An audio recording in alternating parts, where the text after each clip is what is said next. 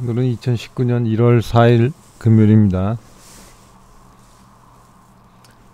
자, 벌써 금요일 1월 4일에 2019년도도 1월 4일. 자, 우리가 1월 달에 신고해야 될 세금이 부가세 신고가 있죠. 1월 25일까지. 자, 요때 지금 우리가 이제 10일까지 12월분 2018년도 12월분 원천세 신고하고, 요거 끝나고 나면 또 요 10일까지 12월분 전자세금 계산서 발급이 끝나요. 그죠? 그러면 이제 그 자료들이 이제 국세청으로 다 넘어가면 우리가 이제 보통 한 12일부터 자료를 이제 끌어오는데, 자, 요번 이제 인건비 신고 12월 거 하면서 업체들에다가 통보하면서, 자, 부가세 자료 준비해 달라고 미리 통보해야죠. 자, 그래서 이제 부가세 준비할 때 이제 뭐 여러 가지 준비 사항들이 있지만은, 기본적으로 챙겨야 될 게 이제 종이세금 계산서. 전자는 어차피 홈택스에서 우리가 끌어오니까 전자는 크게 신경 쓸 건 없고요. 다만 이제 조심해야 될 게, 여기 10일 이후에 전자세금 계산서를 발행할 경우에는 그런 거를 체크를 해줘야 되죠. 체크를. 자, 그래서 오늘은 뭐를 설명할 거냐면, 부가세 신고하면서 자주 일어났던 그런 사례들, 사건, 사고들, 부가세 신고하면서 실수가 좀 안 나야죠. 최대한. 자, 그래서 그 내용들을 한번 좀 점검해 보죠. 자, 먼저 부가세 신고할 때 매출. 자, 매출은 어떻게 구성되어 있죠? 이렇게 세 가지로. 전자, 그 다음에 종이세금 계산서, 이제 세금 계산서고, 그 다음에 신용카드가 있죠. 신용카드. 그 다음에 우리가 이제 말하는 순수현금.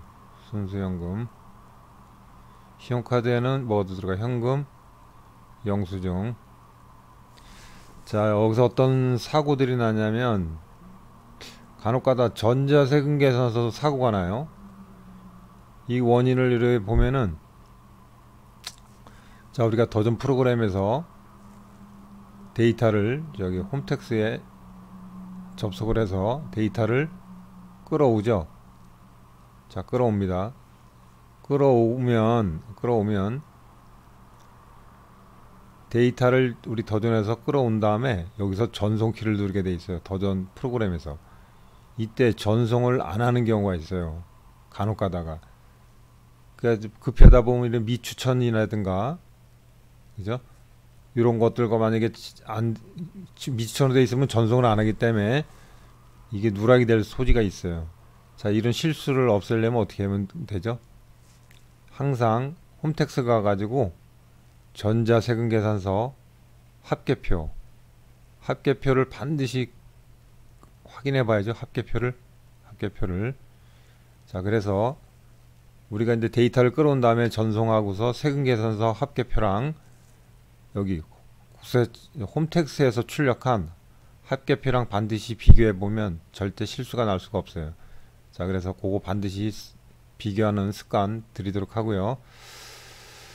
그 다음에 또 실수가 나는 게 이런 거죠. 우리가 뭐 한 12일쯤에 데이터를 끌어왔는데, 거래처가 뭐 15일날 추가로 전자세금 계산서가 매출을 끊어떼거나, 또는 거래 상대방이 전자로 끊어떼든가, 이런 거는 우리가 알 수가 없어요.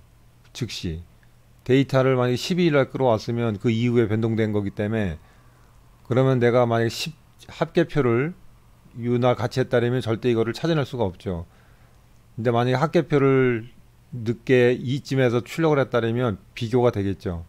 근데 이거는 실무상 참 어렵죠.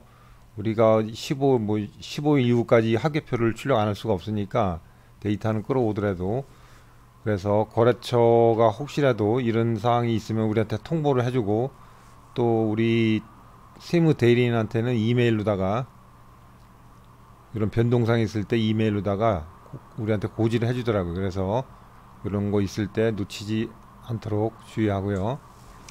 자, 전자에 대해서는 뭐 요 정도면 됐고, 그 다음에 종이 세금 계산서. 종이 세금 계산서.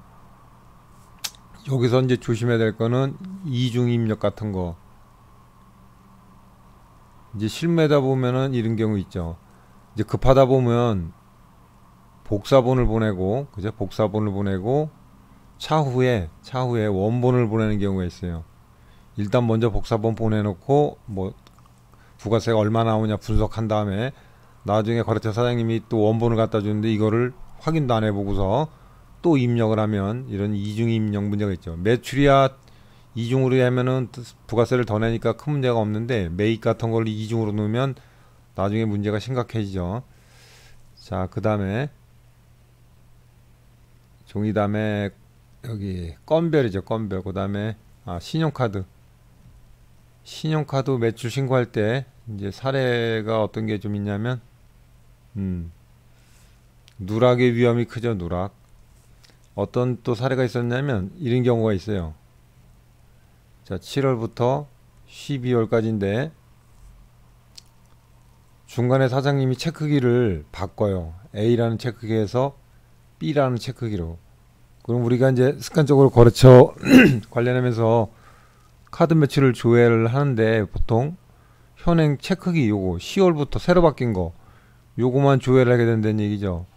그러면 이제 초보자들은 이런 걸 놓치는데 우리 조금 눈썰 민 사람들은 카드 매출이 7, 8, 9, 10, 11, 12가 들어와야 되죠. 당연히. 그죠? 근데 이런 식으로 신용카드 매출 직계표 명세서에 10, 11, 12 이런 식으로 돼 있다면 요걸 의심을 해야죠. 이런 사례가 있었어요. 이건 전화해 보면 분명히 요거란 말이에요. 체크기를 바꿔가지고 요거 체크기 매출 내역이 변동되는 경우, 자 요런 사례 하나 있고, 또 요즘 문제가 되는 그 배달의 민족 배달 서비스 업체죠. 대행 업체들. 자, 얼마 전에도 사건 사고 한번 났는데, 자, 이쪽에다가 반드시 조회를 해가지고, 자, 이거는 신용카드 매출 누락이 아니죠. 이거는 다 순수 현금 매출로다가 신고를 해줘야 돼. 그래서 이런 건 이제 식당 쪽이죠. 식당 쪽에 이런 배달하는 업체가 있을 경우에는 자, 요런 게 있나 없나 꼭 확인을 해봐야 되고요. 자, 그 다음에 이제 요 순수현금은 뭐 이제 적정하게 신고를 해주면 되고요. 자, 요거를 이제 더좀 프로그램을 한번 보면 자, 이렇게 나오죠. 요 과세 메뉴에 보면 세금계산서 발행본 여기, 그 다음에 신용카드 현금 영수증, 그 다음에 기타. 요 기타가 있는데 여기서 이제 하나 또 사고가 나는 게, 그럴 일은 없겠지만 어떤 친구들은 보면 우리가 이 기타 부분에 대해서는 메인 매출에서 빠른 부가세 입력해서 건별로 다 넣죠. 자, 그리고 우리 프로그램은 이거를 그냥 여기 숫자를 여기서 직접 고치게 할 수도 있어요. 자, 이 경우에 반드시 메인 매출 입력해서 입력한 다음에 입력한 데이터 값을 끌어오게 이렇게 꼭 해야 돼요. 입력을 안 하고 요 신고서상에서 직접 넣어줬을 경우에는 나중에 이건 분계가 안 들어가 있는 거죠. 그러면 나중에 소득세 신고할 때 문제가 생길 수가 있어요.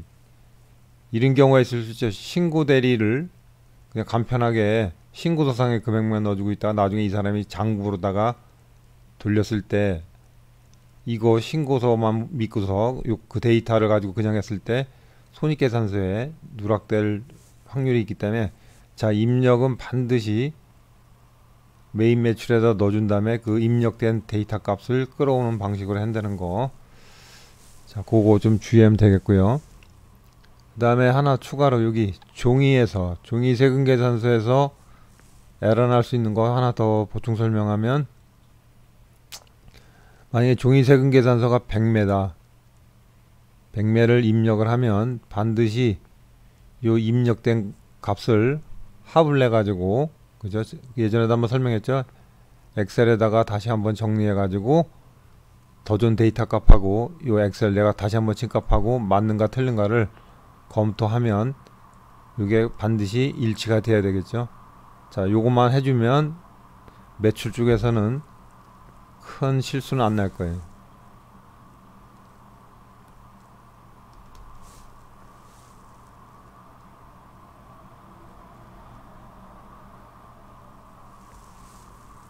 자, 두 번째는 매입이죠. 매입.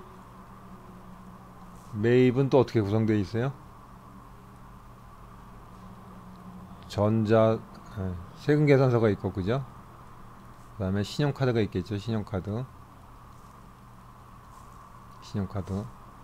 세금 계산서는 전자가 있고 종이가 있고,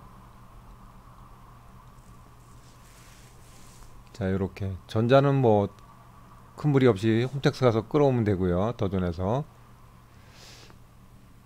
그 다음에 종이 세금 계산서도 입력 다 한 다음에 반드시 합내 가지고 검증하는 거, 그거만 해주면 되고, 그 다음에 이제 신용카드 매입인데 이때 이제 좀 주의사항들이, 요즘 우리가 더존에서 신용카드를 자동으로 끌어오면,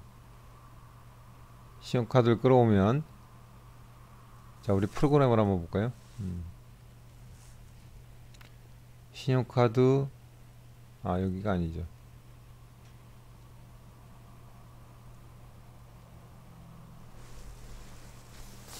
신용카드가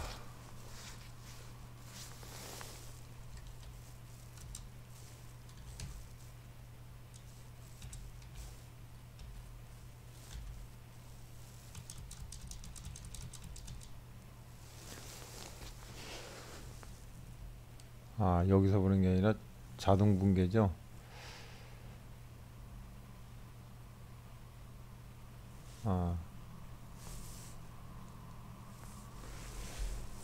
자, 지금 안 되고 있는데,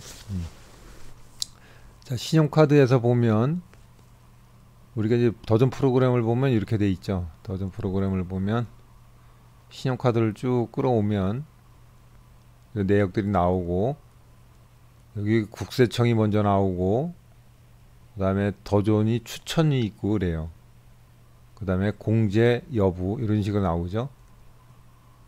자, 이때 국세청에서 보면 기본적으로 이제 두 가지. 첫 번째가 차량 관련된 거, 두 번째가 복리후생비 쪽. 그래서 신용카드 매입을 끌어올 때, 자, 요 차량 관련돼서는 기본적으로 지금은 국세청이 전부 다 불공제로 해놨어요. 그죠? 자, 그래서 내가 차량 중에 부가세가 공제되는 게 있다면, 자, 그것만 개별적으로 이렇게 공제로 돌리면 돼요. 자, 이때 돌릴 때는 반드시 확신이 있어야 되죠. 저 화물차라든가, 이런 특이사항들이 반드시 있는가. 만약 있다면 구두로 다 확인하지 말고 차량 등록증 같은 거 받아가지고 반드시 공제 대상 차량인가 확인한 다음에 공제로 돌려주고, 그 다음에 복리후생비 쪽에서는 국세청은 이렇게 기본 분류를 할 때 보니까 그 컴퓨터가 식당과 관련돼 있으면, 식당 음식업종이면 기본이 전부 다 불공제예요. 불공제. 그리고 어떤 소모품 같은 거, 소모품 재화일 경우에는 기본적으로 또 공제를 해놓고요. 자, 그래서 식당 같은 경우에는 기본적으로 불공제니까 어지간하면 건들지 말고, 다만 이 식당이라도 이게 복리후생비로 쓰였을 경우에는 공제가 되죠. 공제가. 자, 근데 이게 참 어려워요. 그죠? 무슨 주식회사, 무슨 산업개발, 이걸 보면은 우리가 이게 뭐 같아, 이게 무슨 법인에서 뭘 샀나 보다 하는데 보면 이런 게 골프장 같은 게 좀 많이 들어있더라고요. 골프장. 그러니까 나중에 이게 뭐 추징당한 경우도 있는데, 이런 경우에 놓으면은 나중에 부가세도 부인당하지만 지나간 거에 대해서는 어떻게 해야 돼요? 부가세가 문제가 아니라 이 비용 자체까지 업무 무관 비용으로 봐가지고 필요경비 불산이까지 돼. 그럼 소득세까지 맞으니까 차라리 이런 경우에는 부가세 공제를 안 받으면 일단은 뭐가 돼요? 부가세 공제를 안 넣었기 때문에 소득세까지 여부는 모르는 거죠. 그죠? 자, 그래서 웬만하면 넣지 말라. 그러니까 소모품 같은 경우도 잘 판단해 가지고 공제될 수 있는 것만 이렇게 추려서, 그리고 이제 항상 이렇게 더전 쓸 때 보면 필터 기능을 적용하는 거죠. 필터 기능. 그리고 이제 기본적으로 불공제 시켜야 될 것들이 병원, 약국, 보험. 이게 보험이 왜 과세로 돼 있는지 제가 아직도 이해를 못하겠어요. 약국도 뭐 과세도 있고 면세도 있겠지만, 그죠? 이게 이제 직원이 썼을 때는 직원인들이, 아니, 해당 사업장의 종업원들이 썼을 때는 복리후생비지만, 이 카드 요즘 추세에서 보면 이 대표자 가족이나 이런 저기들이 쓴 것들이 다 올라와요. 그래서 이런 거 다 출연해야 돼, 그죠? 그래서 웬만하면 넣지 말라.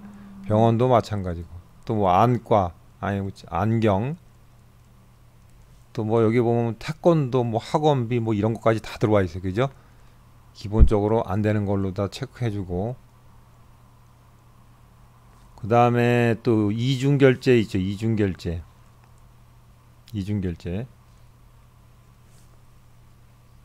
즉 세금 계산서도 받고 카드 결제까지 했다면, 그죠? 둘 중에 하나만 받아야 되죠. 세금 계산서로. 자, 카드는 넣으면 안 됩니다.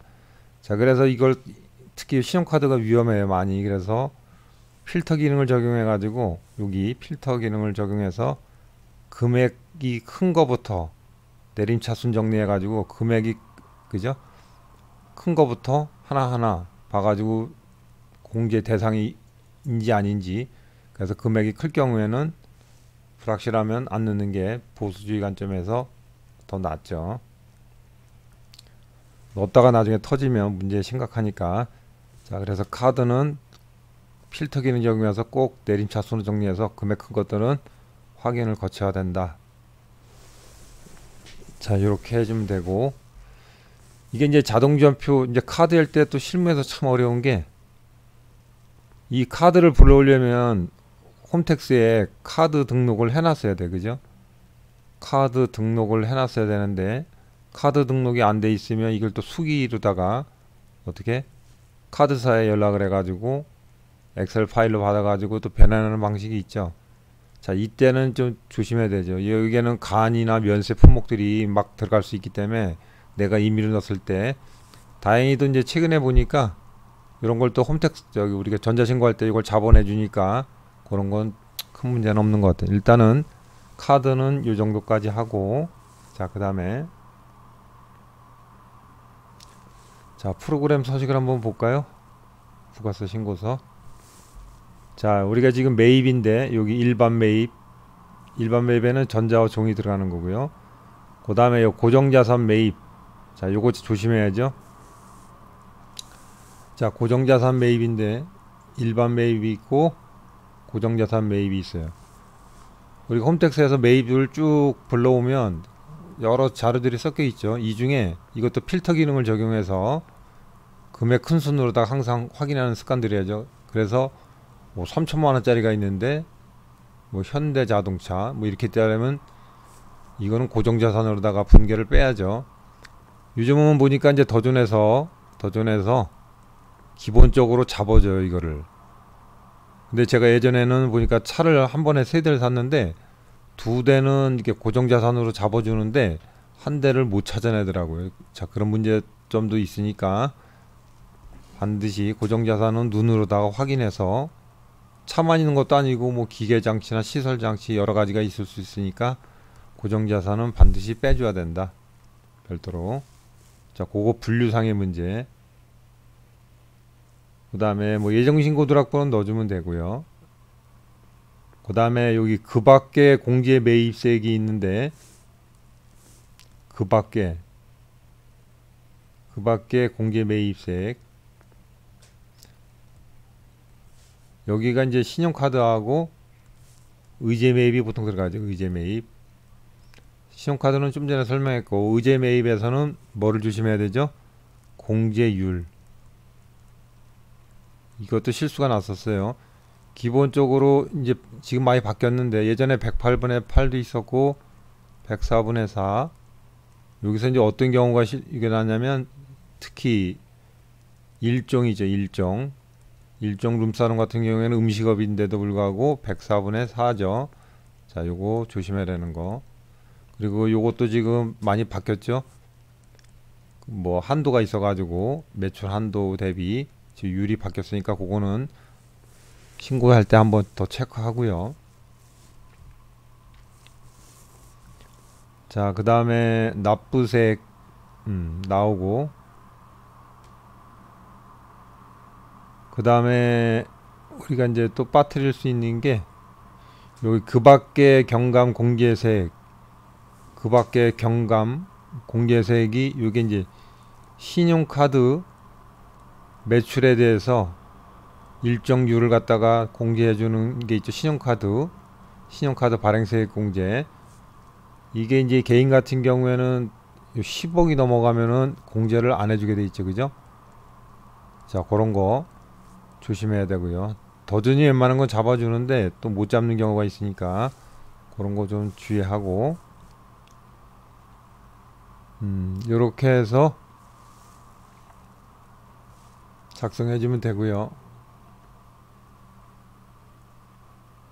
자, 그 다음에 여기 과표 기준 데이터를 안 하니까 이게 안 불러오네요. 여기 과세표준 명세, 과표 명세에 가면 이렇게 돼 있겠죠.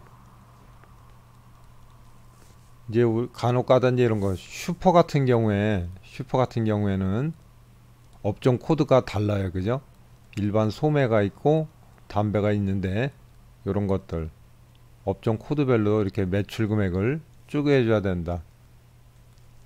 자, 그런 문제가 있다는 거 유념해 두고요.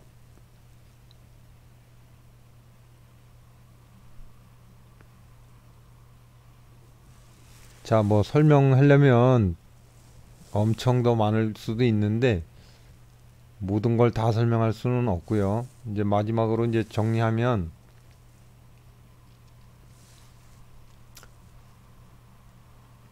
첫 번째, 자, 부가세 신고 기한이 1월 25일이죠. 자, 먼저 업체에다가 매입자를 좀 조기에 달라고 통보를 꼭 미리 해놓고요. 왜냐하면 1월 20일 신고 마감인데 이런 사고도 있어요. 자료를 23일쯤에 줘요. 23일쯤에. 이러면 내가 촉박하죠. 납부서만 주면 문제가 없는데 나중에 이 매출하고 매입이 벌어졌을 때 부가세가 많이 나오겠죠. 그러면 이걸 또 우리한테 원망을 또 늘어나요. 또 하나 조심해야 될 게, 자료를 받은 다음에 뭐 한 13일쯤에 자료를 받고 이런 것도 입력 빨리빨리 해놔야겠죠. 이래놓고 다 해놓고서 통보를 뭐 24일쯤에 해가지고 부가세가 많이 나왔다면 또 한마디 합니다. 미리 통보해 줬으면 내가 대처했을 텐데, 이렇게 나오면 제일 황당한 일이 생기죠. 이 말이 제일 듣기 싫은 말인데, 그죠? 자, 그래서 자료가 미리미리 도착했을 때는 바로바로 보고를 해서 업체하고 논의를 하는 게 좋아요. 자, 두 번째, 검증. 요즘은 우리가 웬만한 거 입력해서 도전해서 입력하고 그 산출물이 나온 걸 가지고 국세청에 이제 전송을 하는데, 어지간한 어떤 계산이라든가 이런 거를 안 해가, 아니면 뭐 부속 서류를 안 했다든가 이런 거는 요 세 단계 거치면서 전부 다 걸립니다. 다 잡아내요. 그래서 이런 부가세를 잘 모른다 하더라도 입력만 제대로 하면은 내가 이 부속 서류 안 하고 뭐 안 했을 때 다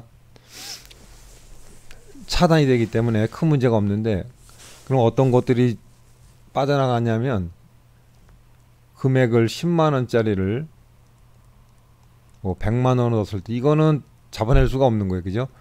자, 그래서 이런 경우에 대비해서 항상 아까 얘기했죠. 종이 세금 계산서 이런 거는 합을 꼭 내라는 거. 또 전자는 끌어온 데이터하고 국세청에서 전자세금 계산서 그 합계표하고 반드시 비교해 보는 거. 요 두 가지만 잘해도 그죠? 절대 에러가 날 수가 없어요. 자, 오늘은 요까지 부가세에 대해서 알아봤습니다.